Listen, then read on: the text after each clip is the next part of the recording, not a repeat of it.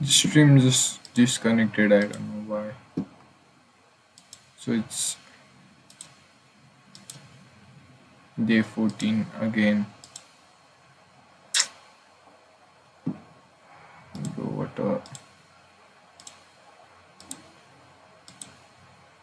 is this offline?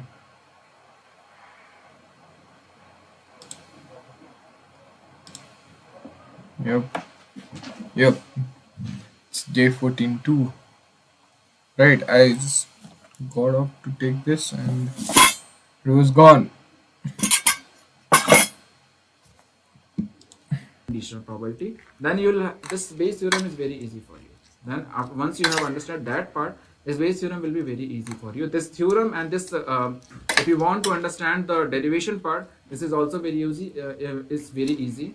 You can just directly switch to the conditional probability formula. You can easily find out this formula. Okay, let's discuss some basic terminology of the Bayes theorem. Okay, this terminology I'm gonna use on the Bayes theorem formula. The first one is hypothesis, and the second one is evidence or data. In the formula, now see this formula.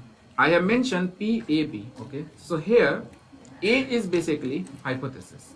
So the event A is called hypothesis, where evidence or data is, once I am reflecting this formula, it's AB. Okay, so there's the B part over here. This is called as the event B is called as the evidence or data. So it means A is called as a hypothesis and B is called as a data or evidence. You can mention anyone. Now on the basis of that, if I'm reading this PAB, so how I'm gonna read this? I'm going to explain this. We read PAB as to find the probability of hypothesis given that we have been given a data or we have observed some evidence. Okay, I'm using the replacing word. I'm just using the replacement of words. Instead of A, I'm using hypothesis. Instead of B, I'm using evidence or data. Okay, so and now the formula part is clear. There are some more terms used in the Bayes theorem formula. Okay, now you can see on the screen there are 4 words. Okay, these terms are likelihood, prior, marginal, posterior. Okay, so basically PAB as this part. I hope you can see this part. PAB, this is called as a posterior. Okay, or we can say probability of A when event B has already occurred. This is called as a posterior. Or we can say probability of A being true given B is true. Okay, is equal to PBA, or we can say probability of B given that A has already occurred, or probability of B being true given that A is true. This is called as a likelihood. Okay, this part is PA. Okay, this is probability of A. This is probability of A being true. Okay, this is called as a prior. And the fourth is PB. It's called the marginal, the probability of B being true. So can you see that in the Bayes theorem, there are in the formula there are 4 variables. Okay, 4 unknown. There are 1, 2. This is 1, 2, 3, 4. Any of this 3 is known, then you can easily find out any of the value. Okay, you can find out PA, PBA, PB, or PAB, any of these. Okay, if you have you understand, or if you can find out the value of rest of the three variables. Okay, so if I am saying so posterior, okay, PAB, how I'm gonna use this language, how I'm gonna use this PAB in the on the language of a hypothesis and evidence. So I can read PAB as probability of hypothesis given that we have observed some evidence. Okay. PBA is written as probability of evidence given that hypothesis is true. Okay.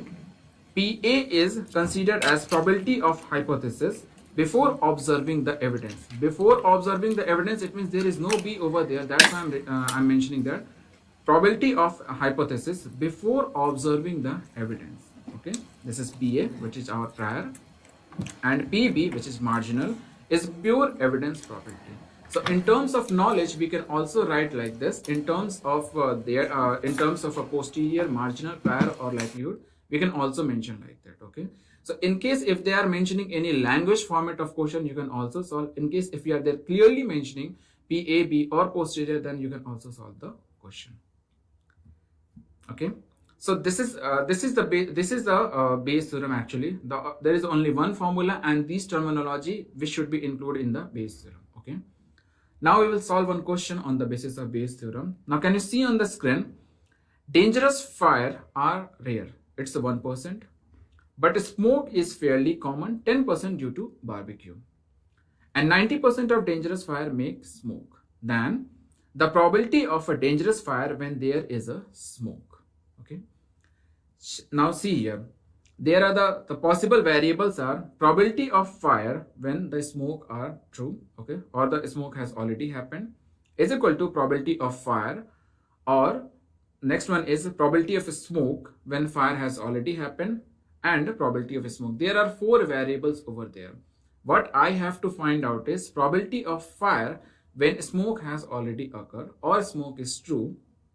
This make the formula as per the Bayes theorem is probability of fire multiplied by probability of smoke when fire has already occurred or fire is true, divided by probability of smoke. Simply put the values in that variables.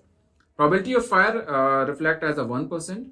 Probability of smoke when fire has already occurred is 90%, and the probability of smoke is equal to 10%. Putting these value will give you the probability of fire when smoke has already occurred is equal to 9%. Okay.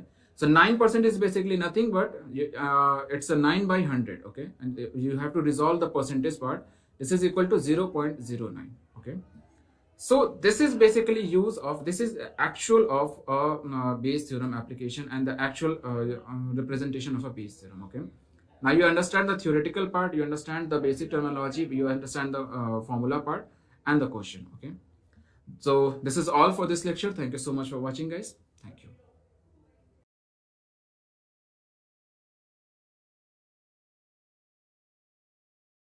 Hello students, in this video we are going to discuss about Bayes theorem.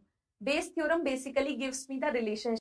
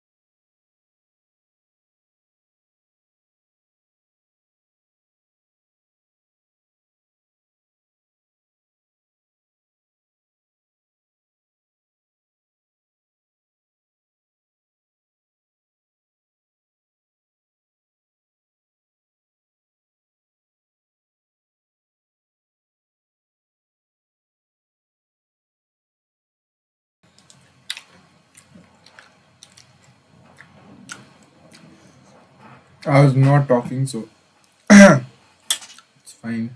Even if I mute.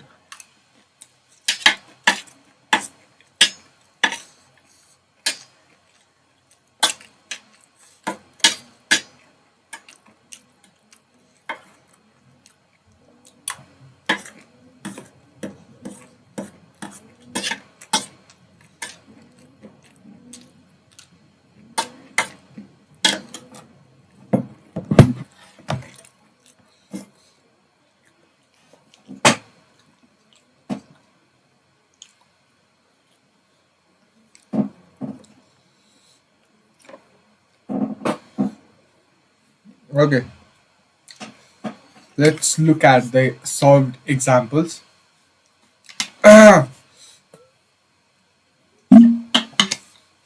There's one concurrent viewer,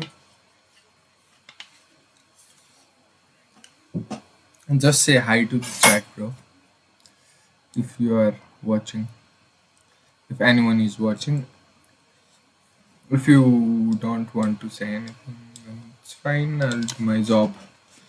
Read the description if you want.